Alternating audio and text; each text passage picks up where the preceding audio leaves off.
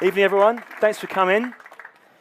Now, it's not often, is it, that you get to meet a world champion, and it's even rarer that you get to meet an Olympic champion. So to get the chance to chew the fat with a world champion and Olympic champion from the same family, it's pretty special, isn't it? So please welcome Alistair and Jonny Brownlee. Yeah. Now, to avoid any ant and deck identification problems, Jonny, Hello. Alistair, okay? Alistair, first things first, what's going on here? It's just fashion, really, I think.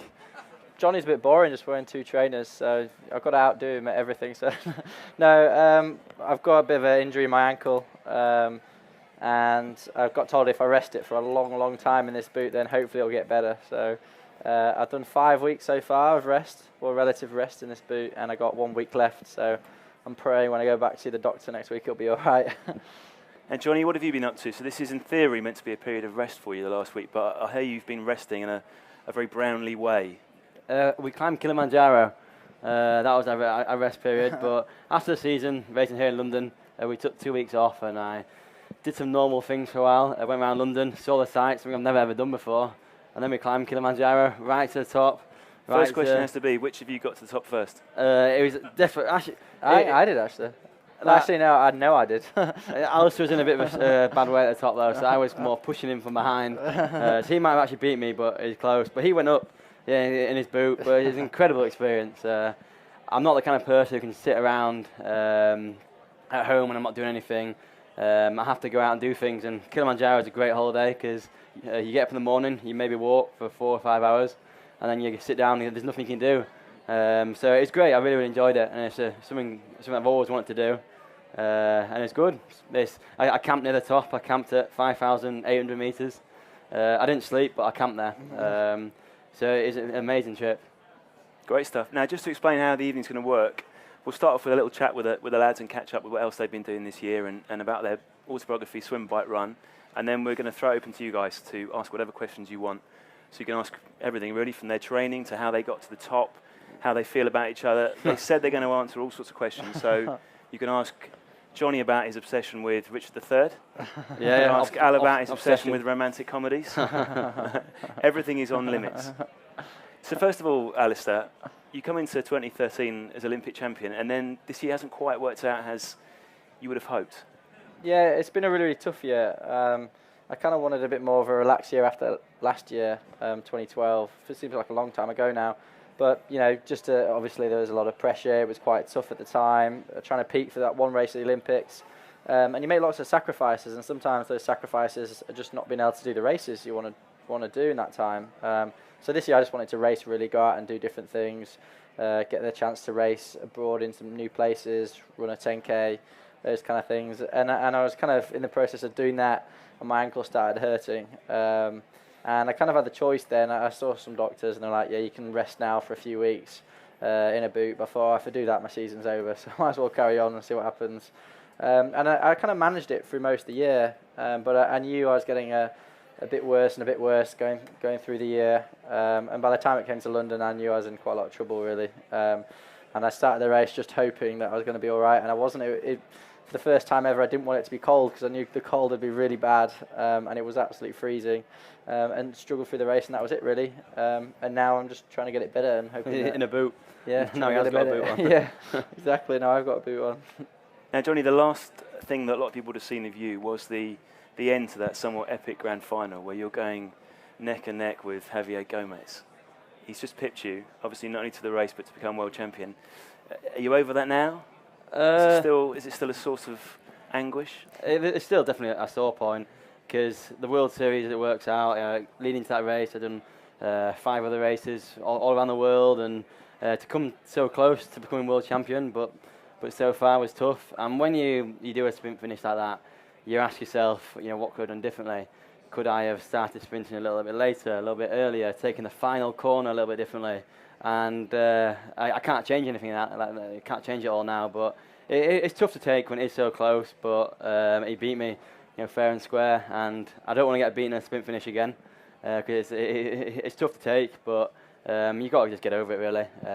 Now, one judge who's not sitting that far away from you described you as an absolute numpty on the BBC for your tactics. Tactical numpty. A tactical numpty. Do you stick with that comment, Al? Have you? Of course he will. He's going to stick with it, isn't he? He never backs He's already down. admitted he did it wrong, so I was right. But last time we had a sprint finish, I beat him. So, but yeah, I mean, I think I was tactically I wasn't the best. Because Javier Gomez is one of those guys. That's his way of saying I'm right. Javier Gomez is one of those guys who he's a bit of a diesel engine. He's known for not having the best sprint finish. So, and I should be quicker than him over the last 50 meters or so. But I started sprinting maybe 200 meters out, which gave him the chance to come round me. But when you've raced for an hour and 50 minutes and you're not thinking straight, it's hard to get your tactics perfectly. But it wasn't the best. And yeah, Alistair told me many times I've lost the World Championship because I'm a tactical numpty. Brotherly love. Now, Alistair, earlier this year you released your autobiography, Swim, Bike, Run. Why now? There was a few reasons why. We wrote it at the time, going through that Olympic year, 2012. We started in January of that year and wrote very much of it as the time as we went along. So, as we were doing our winter training in January, as I picked up an injury in February, all that time we sat down and wrote it, and then literally to a few weeks before the Olympics and a few weeks afterwards. So, we kind of captured it at the time, at the time that we thought would be kind of the most interesting period between us, our relationship, and interesting in terms of what was going on in terms of the Olympics and stuff. So that was a big reason for doing it then. But obviously it covers our entire childhood, how we got into triathlon, what made us get into triathlon, all those kind of things. So, and I guess it also coincided with us getting asked about us a lot, lots of questions, and when you get asked for an interview, so you never quite get to give the answer that you want to give, and a book kind of allows you to do that. I think it allows you to talk and give the answers that you'd want to give normally. So hopefully we managed to get that across. Now, I'm slightly biased here because I did help the lads with the book a little bit, mainly with just spelling long words, things like that. But one thing that struck me as we were doing it was how honest they were. So if you're ghosting a book, you really need someone to open up. And both of them were very, very honest. And Jonny, you were particularly talking about that period before the Olympics when Alistair was injured. You're living in the same house. You were very, very honest about the stress that put on your relationship. Yeah, I remember that. We were talking over fish and chips then, weren't we? I remember being very honest. But leading into the Olympics was a tough time for both of us. Alistair got injured about 6 months before the Olympics. And when you get injured, you blame everyone around you a lot of time. And I happened to be around Alistair at the time. And it was a very tough time for him because obviously this Olympic event had been talked about for years and years. And Alistair wanted the perfect run into the Olympics. You dream of your training going perfectly. And it didn't for Alistair. 6 months before the Olympics, he couldn't even run a stride. He couldn't even run for 10 seconds. So I was at the same time, I was going out training. And that's the training that Alistair's taught me to do. That I've learned how to train from him. So he saw me go out the door and do the training that he wanted to do and he loves to do. So he blamed me for a lot of things. I couldn't do anything right at them times. Whether it was I come out for a bike ride and be just in a mood with me for no reason. And I tried to avoid him, but it's tough. We shared a house for the Olympics. It was a small house and there was no escape. And it was a tough time for both of us. But it all went well in the end, so it was okay. Okay, well that's enough questions for me. I know these two quite well, but you guys don't. So let's have some questions from you guys. Hi, Craig Pollard. Questions for both of you. So first of all, congratulations to fellow Yorkshiremen being top of the world. That's great news for County of God's Country. The question though is, when you get into the real hurt miles and you're in that final ending to a race, how do you dig deep and find that extra motivation to keep going? What's the mental strategies that you employ to kind of find that extra 1/10 of 1% that's the difference that makes the difference? I don't think you're always necessarily thinking about how much it's hurting. You're not thinking, oh, this is hurting so much. I'm trying to push on. I'm trying to hold on. You're thinking more about the race. You're thinking, how long have I got left? How can I get to the next corner? And breaking it down a little bit. But hopefully you're just involved in the race. You're running next to Javier Gomez, thinking, what do I need to do to beat him? Shall I leave it to another 100 metres? Shall I leave it another 100 metres? How should I kind of break the race up like that? So that's the kind of perfect thing. You want to be really so involved in the race, you're not thinking about the kind of pain you're going through. In the occasions where it is just painful, like I did a race, in Stockholm this year, where I was just running. I started the run 20 seconds in front of the people, Jonny and Gomez behind me, and finished 20 seconds in front of them. And that was just a horrible situation to be in, because you don't know how far they are behind you. They can see you all the way and they're chasing you, and all you can do is run as fast as you can. And that, I was just running as hard as I could all the way, thinking how much it was hurting and how miserable an experience it was. But they're rare events, I think. Yeah, perfect. Break it down is a big thing for me. That's a massive thing. When I start a 10k race, I never think it's a 10k run. I'll normally run the first k and then tell myself I can't run any faster than that. And after that k, I'm going to have to stop. But then before I get to that k mark, I'll set another goal. And like Alistair says, it's massively, you don't really think about it. We've taught to race now. Yeah, I've raced against Alistair since I was so young.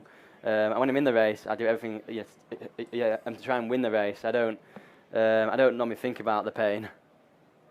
Do you find, Jonny, in that moment of the race, that it's very hard to remember how much it hurts afterwards, even sort of 10, 20 minutes later when you look back? It's hard to remember the intensity of the pain. Yeah, as soon as you finish, you don't think about the pain. You always think, oh, that was nice and easy. Or that was, quite hard, but not so hard. You never, ever remember when you're doing that. Sometimes I've been in races thinking, why do I do this to myself sometimes? This is the final race of the season, and I'm not doing this after this point. And then 2 weeks later, I'm back racing again.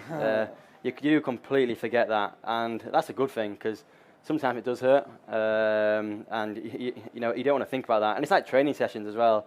On a Tuesday night on the track, I'll turn up and I'll do a really hard track session, and I won't think about it anymore. I'll go home, that's it. It might have hurt at the time for 5 minutes, 10 minutes, but then I don't think about it. Okay, next question.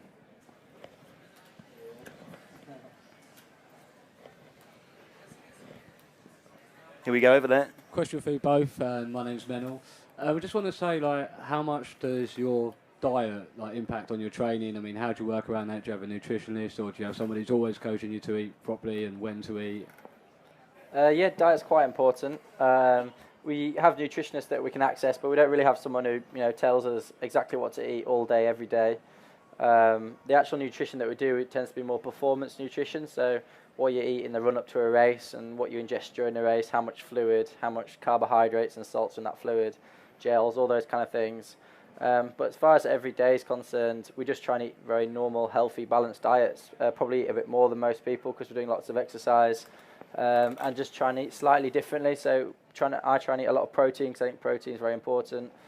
We drink quite a lot of kind of milk and recovery kind of drinks. They're very important after training for a few reasons. But apart from that, eat very, very normal diets. I think you'd probably notice the volume most of all if you were having a meal with the Brownlee boys. and Starters, speed of eating. main courses, sticky toffee puddings. And speed of eating as well. Yeah. We tend to eat very quick. I'm not really sure why, but it's a race, I suppose. But yeah, we tend to eat very quick. Okay, next question. Hi there, Mark Davis. First of all, congratulations on your Olympic achievements and everything you've done for the sport. I've got two questions, if I may. One's very easy. One is, how quick can you both run 10k on a track at your best? I'd love to know that. And also, as a marathon runner who can't really swim very well, I've just entered my first triathlon next year. What tips can you give me as somebody who can't really swim very well, who can actually run okay? Okay. 10k first. Well, 10k. At the Olympics here, off the bike, I probably ran 29:30. So maybe at my fittest, 28:40, something like that. Maybe a little bit faster. I like to be a little bit faster. Alistair ran 28:30, so maybe just faster than that would be very good. So your time, Al, in London, the comparison a lot of people made was about 90 seconds slower than Mo Farah's winning time in the 10,000 metres, wasn't it? Although that's not really a fair comparison, is it? Yeah, well, it's 29:07 the time in London, and apparently it was over an accurate course, which you're never quite sure about in triathlon because they're not very often accurate. But I'm telling myself it's log, and yeah, it's different. You say the track's slightly faster, and obviously you're doing it off the bike and stuff. But then again, Mo, that 27:30 he ran, he can run under 27 minutes, so it's still quite a big gap. In terms of times, I could run fresh. I ran 28:32 on the track this year, but I'd like to go a bit faster. I'd love to go under 28 minutes. That'd be, as a lifetime ambition to run, but who knows? We'll see. Will you have a go at the Commonwealth Games, do you think, next year? Yeah, I want to. It's difficult because with the World Series in triathlon and obviously doing Commonwealth triathlon is my priority, it's difficult to fit things in, but I really want to have a go at it, run the qualifier and trial and just see what time I can run. Not even necessarily to run the Commonwealth Games, I just want to see how fast I can run and train for it as well. I think it's good for my triathlon and good to have a slightly different goal. Yeah, so we'll see. But it's running 10Ks on the track is not very good for you, I don't think. It's really tough on your body. Yeah, and swimming as well, wasn't it? Yeah. Find a coach is the best advice. Yeah, for swimming. coach in a group. Because swimming's all about technique. A body position in the water. You want to swim as high as you can, and you need a coach to tell you that. Because you could go to your local pool and go up and down as many times as you want and get as fit as you want. But if you haven't got the technique sorted, it's very, very hard. So a couple of sessions with a coach can make a massive difference. And wear a wetsuit as well. If you wear a wetsuit, it makes you a lot more buoyant, and it's cheating really. So wear a wetsuit. Okay, next question. Yeah, hi guys. My name's Mark. Equally, like everyone else, I just want to say congratulations. Great job at the Olympics. Actually, when I came along to this, I could think of literally billions of questions to ask you guys. I think genuinely the first one was, can I race you guys at some point? Because that was just the first thing that sprang to my mind. And well, also, you can actually if there's another Brownlee triathlon coming up next year. Yeah. And also, like whether you guys ever attempted to trip each other up on a race at any point. But on a serious note, what I did wonder was whether, from your perspective, do you think sporting events like, say, the Olympics or, say, the World Cup should be used as a forum for influencing society at all? First one, I think, yeah, you can race us. We have our own triathlon for the Brownlee Triathlon that we had this year and hopefully having 2 next year. So hopefully that. No, I don't think we ever tripped each other up, have we? I've certainly never tripped him up. Maybe he tripped me up. You took Jonny's bike once, didn't you? Yeah, in a French Grand Prix yeah. once. In a race in France, Alistair jumped on my bike.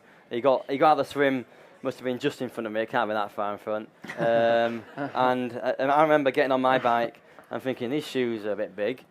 This saddle's a bit high. And then I was like, he's got my bike. Alistair's got my bike. And then I shouted a few swear words, what are you doing on my bike? So that was the handlebars a bit loose as well in classic Alistair fashion. Yeah, because Alistair isn't the best organised person. He doesn't really look after his kit that well sometimes. Rubbish, he'd broken them on the way around. Whereas I'm the kind of guy before a race who's the one in transition, making sure every screw's as tight as it can be. So I jumped on a bike and the handlebars fell down as well. So I was like, I've got the wrong shoes, I've got the wrong size bike, and my handlebars don't even work. So that was Alistair's fault. Only in swims as well, when we start next to each other, open water's a little bit of a fight sometimes. People hit each other backs, and Alistair, I've definitely got dunked by someone, pushed into the water, got hit, and looked and gone, who's that? I'm going, oh, it's Alistair. And I've never hit him in the swim, so I don't know how he does it to me. All the time. And the last question, sporting events. Absolutely. I don't think it's a choice whether they are or they aren't. I think they just are. I think the Olympics is dressed up so much as an event to try and encourage people to get into sport. And we talk about legacy so much and all those kind of things. But I think whether we talked about that or not, I think it is. And it is, the Olympics is there. People are going to watch it, whatever it is. People are hopefully going to be inspired by it. And people are going to enjoy watching it. And that's hopefully going to inspire people to do those sports. And I think the only example we can really use is triathlon, and it's been incredible. The change in the last year has been absolutely amazing from a sport really that, a few years ago that people didn't necessarily know what it was, to a sport that only crazy people did, to now kind of, not a mainstream sport, but most people around know what it is, and most people know that it's a accessible sport that almost anyone can have a go at. And I think that's a massive change that we've seen brought about almost solely by this Olympics. So yeah, I think it can have a big effect. Okay, next question. Gents, my name's Rich. Again, this is for the both of you. You're clearly the masters of the Olympic distance race now. Would either of you consider doing a middle or a longer distance, say a half or a full Ironman?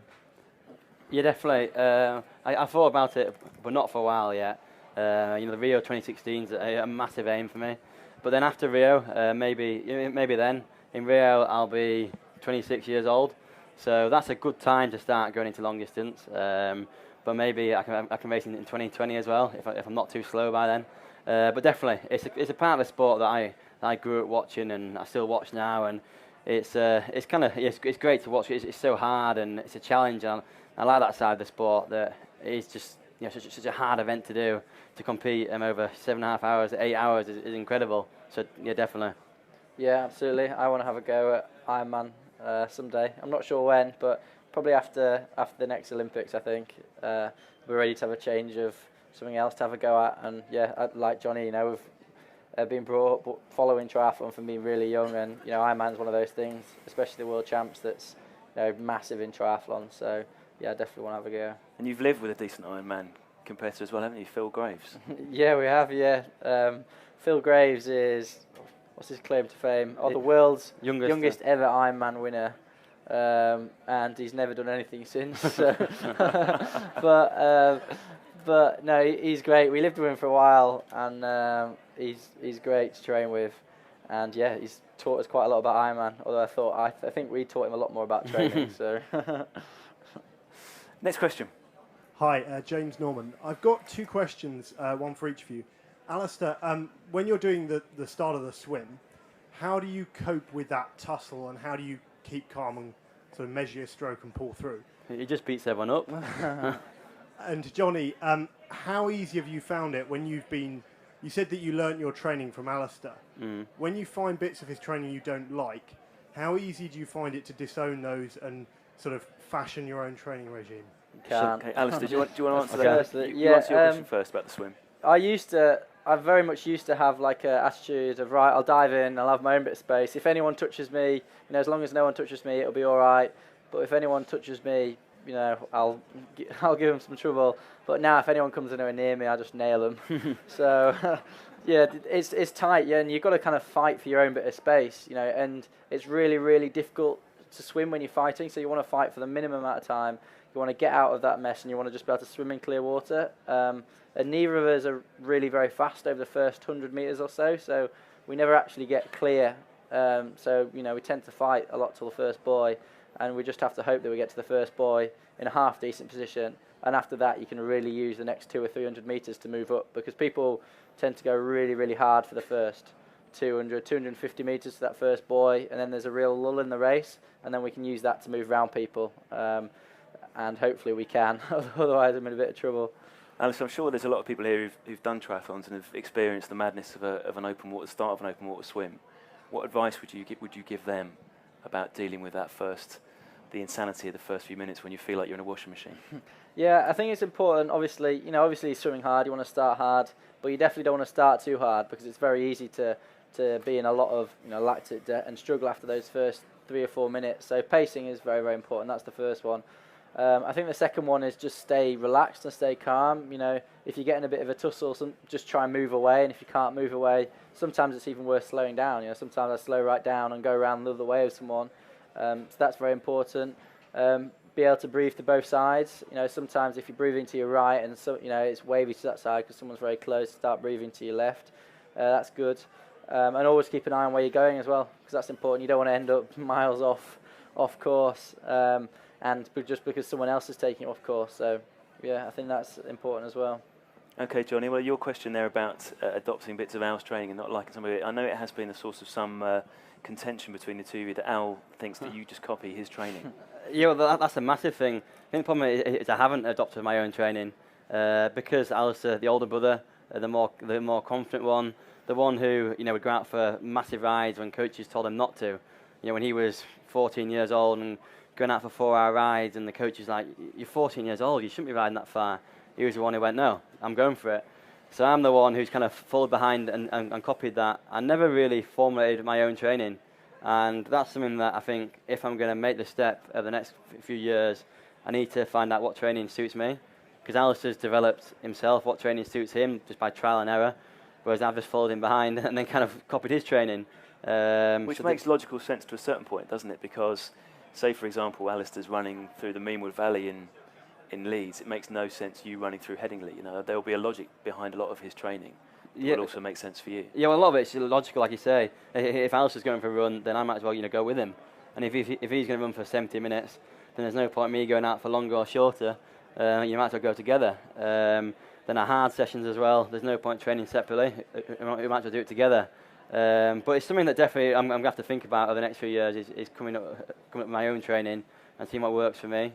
Have you trained less together? Because you moved out of Alistair's house We have a little while ago. Do you train less together now, or slightly less? Well, since I moved out, we do a lot of our easy training separately.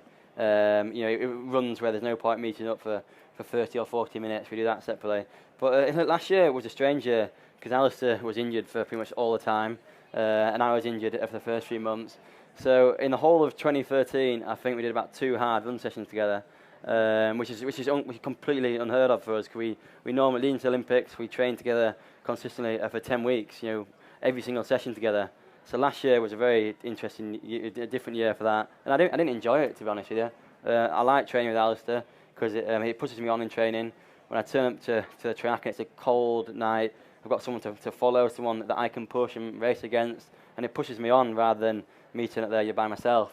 People will often ask you, won't they, if it's a problem training with basically your biggest rival, and they see it as a negative. But I guess a lot of the time it can be fantastic because you know exactly what your biggest rival is doing. You know exactly where they are in terms of their fitness, and you can use them, particularly in run sessions, I guess, as well. Yeah, you can, but it's also strange competing against Alistair. In training sessions, if he beats me on a Tuesday night in a track session, if we're going to turn up to a race, he's going to beat me there. I expect him to beat me there. So it's not like a normal, against Gomez, because I don't know what time Gomez runs in training.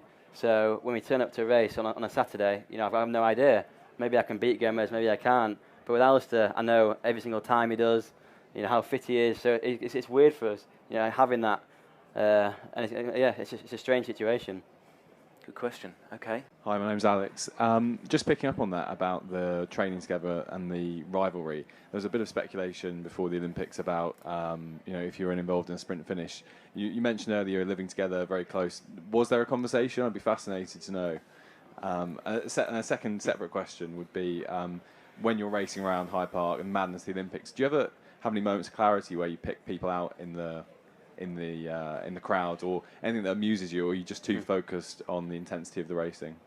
Should we answer that second one first? 'Cause I think that's quite interesting in that, it was an incredible atmosphere. I'm sure some of you were there in Hyde Park that day. Yeah, something triathlon never seen before. And you talked about how you could spot, say, a Bingley Harriers vest. Maybe someone you had a school friend you hadn't seen for 10 years. Yeah, I had a few moments of clarity. The first one was coming out the swim on the first lap of the bike, and you're going all the way down the road, down towards Buckingham Palace. I'm thinking, wow, there's still crowds all the way out here. This is amazing. So that, and realising it was 4 or 5 deep. So that was pretty mad. And then other ones where I recognised our running club, Bingley Harriers, had brought loads of people down. There was a whole section up on one of the bits of the course that had loads of Bingley Harriers vests hung out on it. And I remember that and seeing a teacher that taught me at school. And a bit further up the course, there was a guy I went to school with and knew, but I hadn't seen him since I left school. And he was like hanging over the barrier, yelling at me. Just remember that, and that was actually towards the end of the race as well, when I was starting to get really tired. So it's an incredible thing to experience in the Olympics, isn't it? I think when people talk about home Olympics, that's one of the things that they maybe mean. No other athlete would be going through that. Oh, it's amazing, yeah, because not only is there a crowd, there a massive crowd, and all right, you don't know, there's 500,000 people, you don't know 490,900, but there is a lot of people in there you do know. And we're lucky that our running club sent 2 coaches, loads of people down, and the Leeds University we went to sent hundreds of people down, and they're all wearing green T-shirts. And our uncle, who's massively involved in triathlon, went. So there's loads of people there we know as well, and so it was an incredible event. And some of the stories of how the people got there as well are pretty good. Jonny, you were saying that actually it was so noisy that there's only one part of the course where if you were talking and shouting to Alistair, there's only one part of the course where you could actually hear each other. Yeah, in London, competing in London first was incredible. To have 5 people deep the whole way around was absolutely amazing.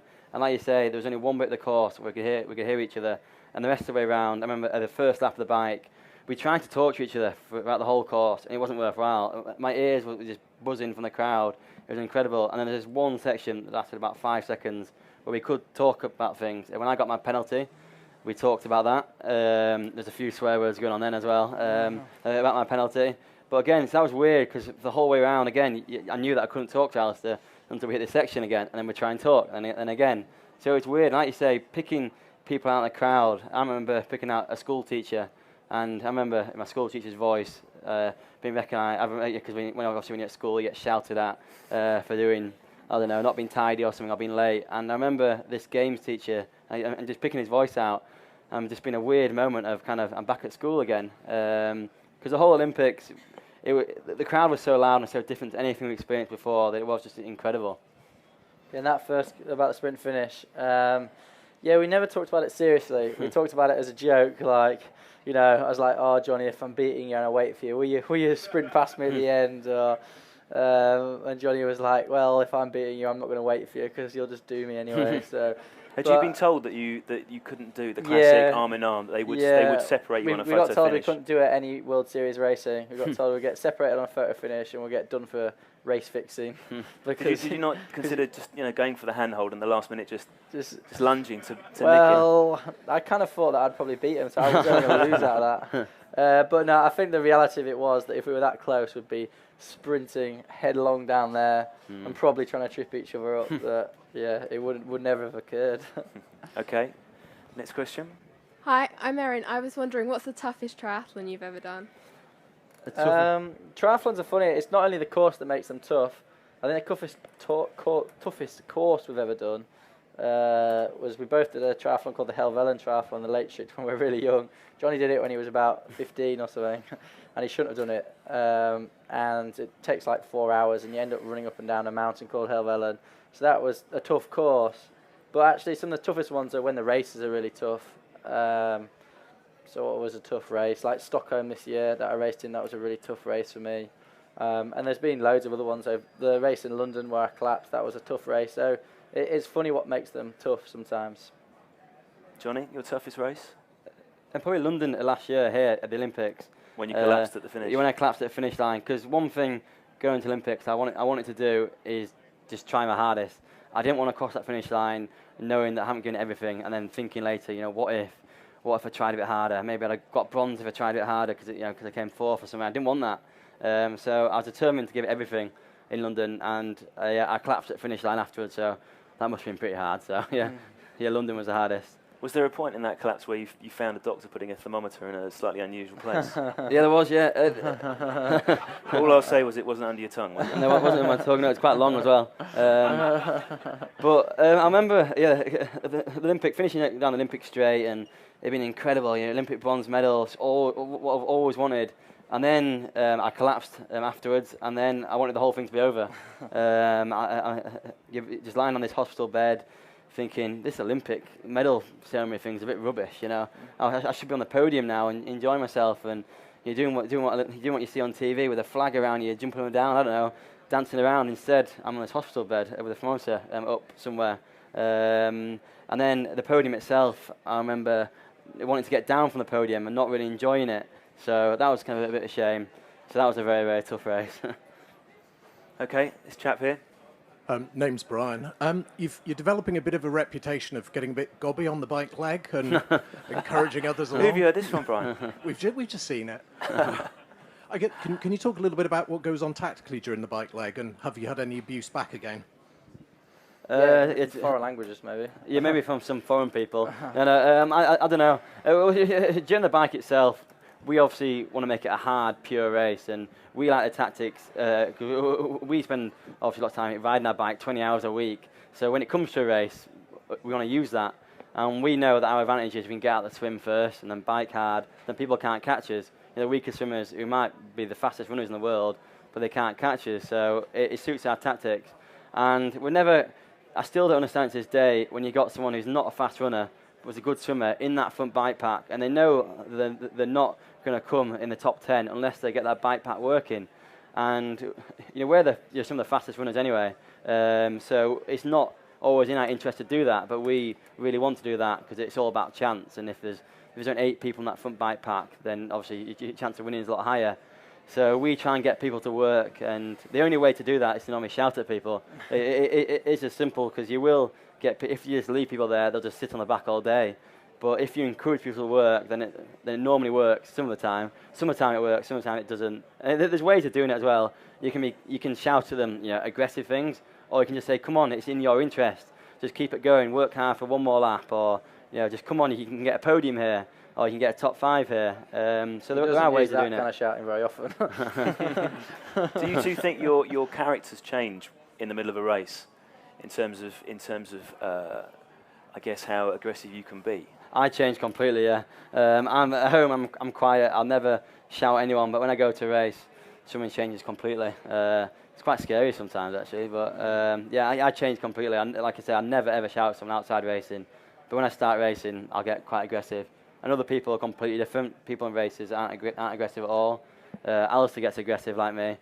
Alistair, what's the worst thing you've ever said to someone? Leaving out these Yeah, I the don't think effing and blindings. Just lots of beeps. Lots of bleeps, Beep, okay. beep, beep, beep, beep. And who's the most aggressive rider to you guys? Or is it because you two guys are generally driving that bike pack, then you get less chat back? Yeah, we don't tend to get a lot of chat back, do we? Every so often. Yeah, it's difficult because there doesn't tend to be a lot of English-speaking people anymore that are in those front groups. 5 or 6 years ago, there'd be lots of Australians and Kiwis, but there isn't so much anymore. So now it's all vamos. Yeah, yeah, exactly. Venga. And Gomez says nothing at all most of the time, and when he does, it sounds very kind of, friendly. So. Okay, next question. Hi, my name's Adrian. Firstly, congratulations on the book. I've read it in one sitting, really enjoyed it. Oh, thank you. It's not too short then, is it?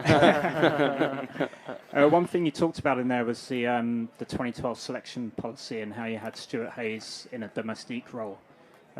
Firstly, how did that actually help you on the day? And secondly, do you think it will shape other countries' tactics come 2016 in Rio? Yeah, so the selection policy really was it was all about selecting the best team for the Olympics, and obviously we really believed that the best team was having us two as medal chances and a Domestique, and then Stu was picked for that role, and Stu is actually great for that role because obviously he can swim really well, bike really well, but he's also very, very tactically aware, and that was so important. And the best way to describe it, even though it sounds a bit harsh, is it's kind of an insurance policy. You might not use him, you say half the time, 50% of the time, nothing could happen at all. But there could be 25% of the time where he's absolutely crucial to the race, and 25% of the time where maybe he was, maybe he wasn't. As it turned out, yeah, it might have not been a crucial thing, but it was an important factor. So when we were away in the first 10 kilometres of the bike, and we got pulled back, the minute we were caught there, that was a really dangerous position because if someone had attacked or a few other people had attacked, and we had to chase every attack down, then that would just end up with us wasting so much of our legs, and that's what we're actually worried about. There was actually quite a lot of talk before the race that a few countries were going to get together and just attack Jonny and me one after the other, and in the end it didn't happen because Stu sat on the front, kept the pace high enough so that no one really had the chance to attack, and if anyone did, he chased it down most of the time, and then one of us would, and that ended up us getting off the bike in a good position, ahead of a lot of the other runners behind us, and able to run fairly fresh. Okay, we've got time for 2 more questions. Hi, my name's Lucy, and I'm asking a question for my dad because he's not here. How did you celebrate the Olympic win and third? Well, my celebration was absolutely rubbish. I went home, I was in the hotel, I was knackered, I went for a burger, and then I went straight to bed. I couldn't wait to go to bed, which I'm absolutely disappointed with because you hear all these great stories again after the Olympics, and I went to bed. Alistair, you struggled to get served in a pub, didn't you? Yeah, it's a right Not just because letdown, you really. look 15. No, I went to because after the Olympics you go straight on a conveyor belt and you're doing this and that, and mostly because Jonny delayed us, and so we got back from doing BBC and all that kind of thing. Straight in, had a shower, got dressed, straight out, went to the first pub I could find, where it so happened most of my family and coaches and stuff were there, and walked in, and it was 1 minute past 11. They wouldn't give me anything to drink. So Did you try the "Do you know what I've just done"? I didn't, line? but I've got a fantastic character of a neighbour who lives just across the road from my parents, and he was going, "It's an outrage," and he'd had quite a lot of drinks by this point. And he was trying to pour a pint for me and all sorts. So yeah, that was it. Okay, our final question. Hi, my name's Helen. I just wondered what motivates you to go out and train, especially on really cold, horrible days. How do you get out there? And it's always a tough question to answer this because I'm never quite sure what does motivate me. Routine's one of the things, I suppose. The fact that I do the same thing week in, week out. So if I'm not going out training, it's just weird. But I love the training I do. There are days, obviously, when it's freezing outside and it's raining, and maybe there's a bit of football on TV, and I quite fancy watching the football. But I'm so used to going on my bike, that's what I do. and it's easy for me to go out cycling. And if Alistair's around as well, and Alistair's training with me, then it's even easier because there's someone to go out with. He might turn up late, but at least there's someone to meet and go out for a ride. Oh, thanks for that. He won't admit to that normally. And you, Alistair, how do you keep the motivation going? I think very similar. You know, routine is kind of what you do. It's like you describe it as I go up and go swimming at 7 o'clock. It's a bit like getting up and going to work. It is literally just what you do day in, day out. A lot of it I'm motivated by going to meet people. You know, we're lucky that we have quite a lot of friends that we can go ride and run with that we've known for years, 10, 15 years now, and it's all we've done and all we've done together, so that's brilliant. And also the place, the scenery, I generally really am motivated and inspired by the scenery we have at home, the places we can go, and that's fantastic. The cafes we go to, the characters we meet, that is definitely all part of it, absolutely crucial. And if all else fails, if Jonny's going out, I'm always going to go out as well. So. Well, sadly, that's all we've got time for. Thanks to you guys for coming. I hope you found that interesting. And let's show our appreciation to Jonny and Alistair. Thank you.